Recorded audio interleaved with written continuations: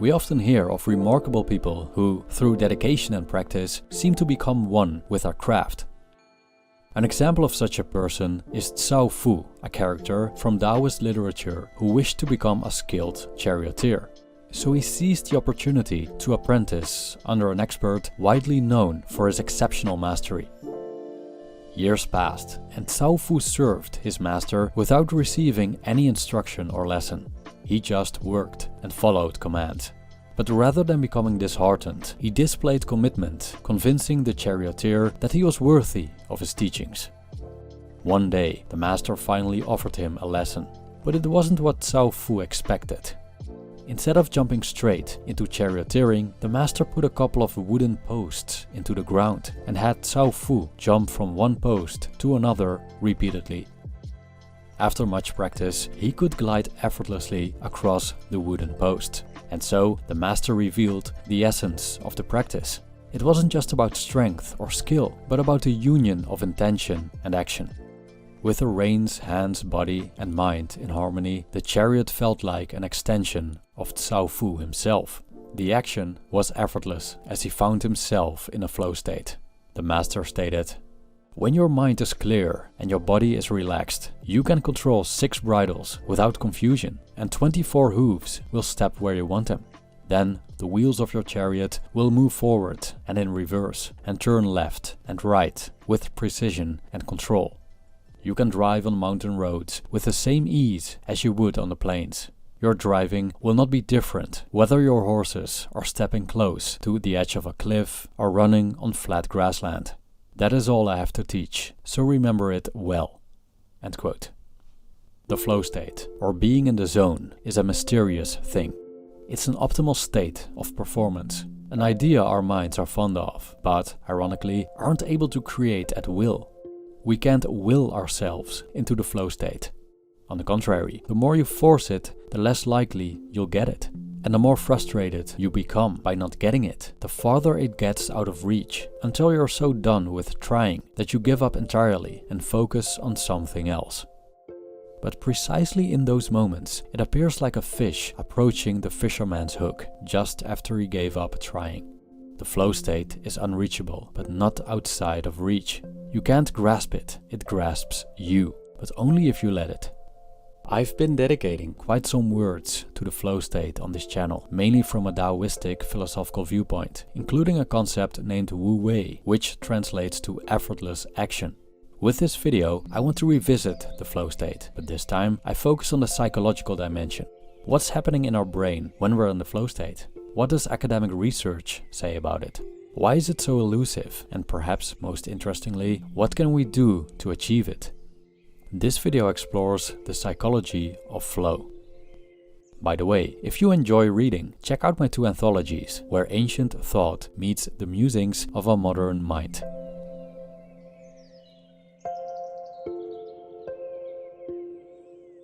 Let's begin with a personal story. As far as I remember, I've been an overthinker and overanalyzer. A significant part of my life I've spent in my head, analyzing, daydreaming, contemplating the past and future, not paying attention to the present moment. Now, I only recently learned how to drive a car, which was probably one of the most challenging things I ever had to learn. My driving instructor told me that my thinking is my greatest enemy when learning this skill.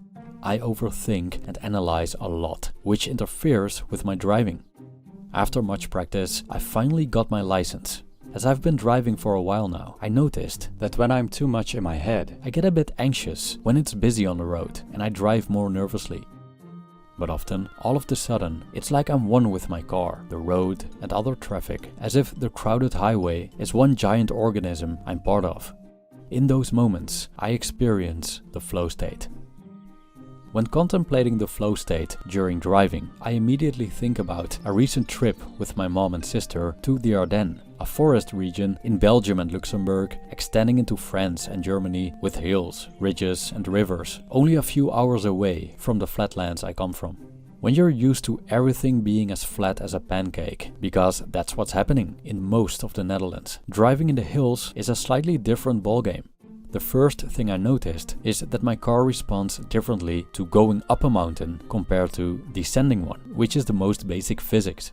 However, for some reason, it startled the Dutch operating system in my brain, which has no software installed dealing with elevations in its environment. This was my baptism of fire, my first time driving abroad on a different terrain. At the beginning of the trip, I felt slightly anxious. I was about to expand my comfort zone. I tried to plan, analyze, and sort out all possible scenarios in my head. I wanted to impress my mother and sister with my driving skills. I was a bit worried about the Belgian roads that are notoriously bad and about not understanding the traffic rules of our southern neighbors. So I was driving and driving, passing the city of Eindhoven, crossing the Limburg province toward the border, when dark clouds, thunder and lightning began to appear all around us. It was raining cats, dogs, Democrats, Republicans and Eurosceptics. I could barely see the driver before me, let alone check what was happening 100 meters ahead. My baptism of fire became a baptism of lousy weather and a ridiculously chaotic highway. I remember that moment pushed me into the present. I had no choice other than to ignore all discursive thoughts and drive. I stopped trying to drive well and just drove well without even intending to drive well. This sounds paradoxical because it is. When my desire to drive well ceased, I actually began to drive well. What started as this overanalyzing galore of desperation became an effortless and unexpectedly delightful experience. Mountainsides and curling highways came and went. Cars and trucks overtook me, and I overtook them, as if we were bees, a swarm sharing a common conscience, almost as if something greater than ourselves diligently orchestrated the spectacle of traffic driving between Liège and Namur. Oh, and the Belgian roads were pretty good, especially in the Ardennes. What baffled me was how euphoric it all felt. Just being there, one with the highway, the traffic, the car. And the deeper I fell into this state, the more that anxiety became something alien, something far away, unable to touch me. Looking back on my experience, I couldn't believe that it went so well. It was weird, considering how dangerous driving is, to have felt as comfortable behind the wheel as sitting on a couch watching Netflix while continually paying attention to the highly unpredictable and fast changing. But any attempt to analyze and sort out what constituted my effortless driving and how I did it didn't generate any satisfying answers. I remember my driving instructor saying before my exam, "You can drive, you learned it." It's a simple statement, but profound.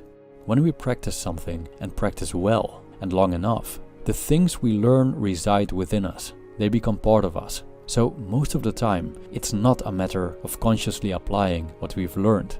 It's more about removing the intellectual blockages, getting out of our own ways, so to speak, to allow these abilities to arise. The flow state is elusive, an enigma of the mind, or perhaps from beyond the mind. Yet, there have been people who attempted to unveil its mysteries, to find out how it works and what triggers it.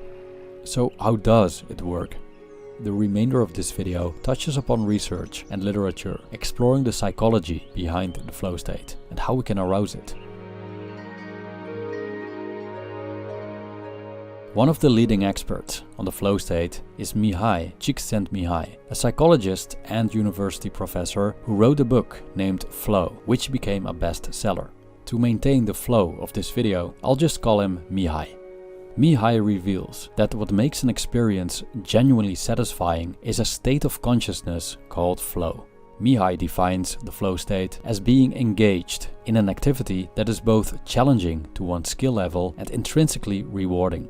In the flow state, we tend to experience intense and focused concentration on the present moment, loss of reflective self-consciousness, a merging of action and awareness, and even an altered sense of time. It's what constitutes an optimal experience, as he describes in his book. It's what a sailor holding a tight course feels when the wind whips through her hair, when the boat lunges through the waves like a colt. Sails, hull, wind, and sea humming, and a harmony that vibrates in the sailor's vein. It is what a painter feels when the colors on the canvas begin to set up a magnetic tension with each other, and a new thing, a living form, takes shape in front of the astonished creator. End quote. He also noticed that such events of optimal experience do not depend on external circumstances. People in horrible conditions, such as imprisonment in concentration camps, have reported these optimal experiences or flow states as well.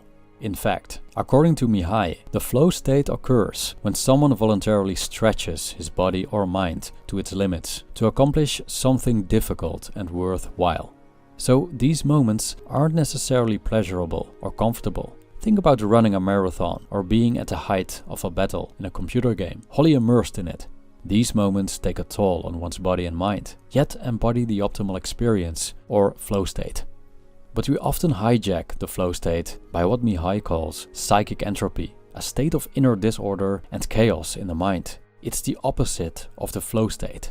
Instead of being focused, our attention is scattered. Instead of operating in the present moment, we're all over the place, lingering in the past, worrying about the future. Instead of action and awareness being merged, they are apart from each other, separated by an information overload. In a state of psychic entropy, generally, not much gets done. And what gets done goes less than smoothly. Mihai stated, "Whenever information disrupts consciousness by threatening its goals, we have a condition of inner disorder or psychic entropy, a disorganization of the self that impairs its effectiveness. Prolonged experiences of this kind can weaken the self to the point that it is no longer able to invest attention and pursue its goals." End quote. Psychic entropy can have different causes. There could be too many distractions. For example, you're working on an essay while your WhatsApp web application runs in the same browser and Instagram messages are coming in while listening to a podcast with the television on in the background. These are constant interruptions of information that create a sense of chaos in the mind. Similarly, multitasking can also cause psychic entropy, as doing too many things at once scatters one's attention. Another cause is interpersonal conflict, as it generally occupies the mind.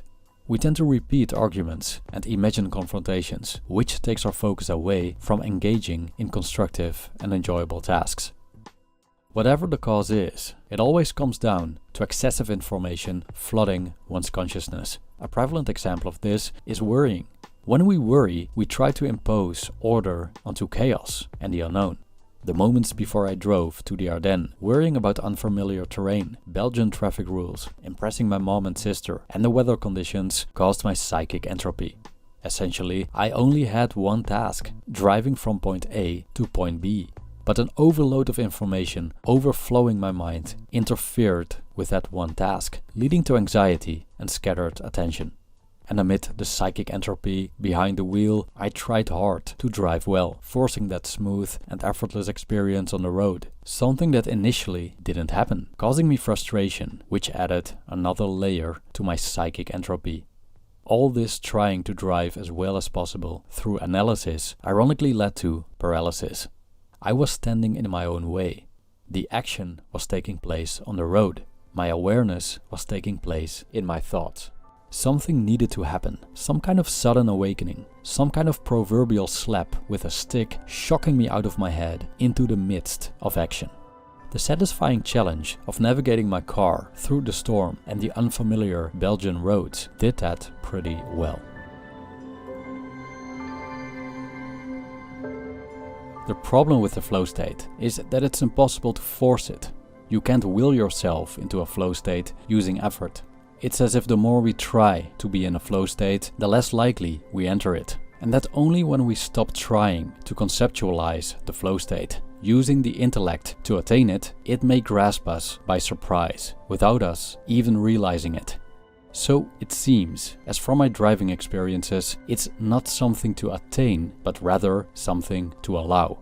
But does that make the flow state something consciously unattainable, purely elusive, a random experience that may occur when we're lucky? According to Mihai, the emergence of the flow state isn't entirely random. He noticed that there are conditions for the optimal experience or flow state. The conditions become apparent when we engage in what he calls flow activities, such as sports, rituals, art, and I would say gaming as well. These activities are designed to make flow experiences easier to achieve, according to Mihai, as they facilitate the conditions that trigger the flow state. Flow activities have rules and clear goals to attain, and they provide immediate feedback. We have a sense of control over these activities and can track our progress. But all flow activities have one thing in common. A transformation of the self takes place by making it more complex. With complex, Mihai means the development of skills, experiences and knowledge. For example, mastering rock climbing or painting.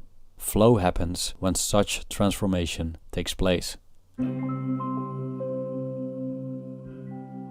Mihai distinguishes two non-optimal states in this diagram: anxiety and boredom. Anxiety occurs when one's skill level is too low for the activity in question. Boredom occurs when the activity is too easy for one's skill level. Hence, there's hardly any fun in playing Age of Empires 4 against a complete noob as a gold rank player, which is an average skill level. So the match will likely be a boring one. No transformation takes place, as there's no challenge and no opportunity for growth. But playing against a level 2 conqueror isn't fun either, because there's such a discrepancy in regards to skill level that the average player doesn't stand a chance. When the activity means just being repeatedly obliterated by a vastly superior opponent, a flow state won't likely occur. Therefore, playing against players of around the same skill level, preferably slightly above, is optimal. However, when one's skill increases, it's important to keep playing with matching opponents to prevent boredom. So there should be a balance between challenge and skill level. A caveat is that the experience of challenges, competition and progress is subjective. Some people need more challenge than others, and different people experience the flow state in different activities. My sister, for example, finds her flow state during rock climbing, but not in writing essays, which is where I experience it. So, for a significant part, where one's flow state lies is personal. After all, the flow state doesn't seem so mysterious. It's actually quite logical. It's a consequence of certain conditions, as a dish is the consequence of a recipe.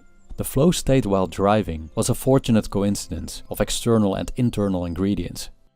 Now the question remains, what can we consciously do to achieve the flow state? When the poet becomes the poem, the driver the drive, and the painter the painting, that's the flow state.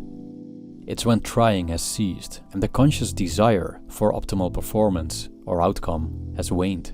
It's when the mind has stopped telling you what if, why, when, and even how. It's when, as Taoist philosopher Zhuangzi stated, perception and understanding have come to a stop and spirit moves where it wants. It happens when you stop trying, and when you stop trying, it happens. Crave for it painfully and it will elude you. Forget it and enjoy what you're doing and it appears. There's no direct way of catching it, but when the conditions are there, it may actually come. So how can we create these conditions? Here are some practical tips derived from Mihai's work. Do something you enjoy. Find your challenge skill balance. Set clear goals. Make sure you get immediate feedback. Focus on the task at hand and thus let go of planning, worrying or ruminating about the past. Go all the way into whatever you're doing. When it comes to the focused part, there are several things we can do to enhance that, such as mindfulness and meditation. Rituals and warm-up routines can help too. They make the mind ready to engage in the task, which becomes more effective when they become habitual and when they include an activity that reduces discursive thinking. Near the end of his book, Mihai says that the forms of psychic entropy that currently invade the mind and causes so much anguish are likely to have been recent invaders of the mind.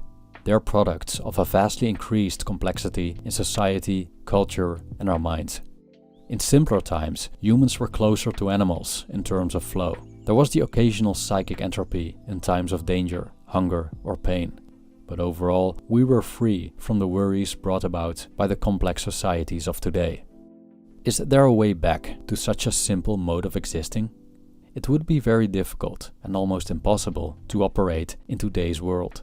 Thus, the challenge we face is to return to what is, in essence, a more primordial, harmonious mind state in the face of our highly complex modern environment. Solitude, therefore, can help achieve flow, according to Mihai.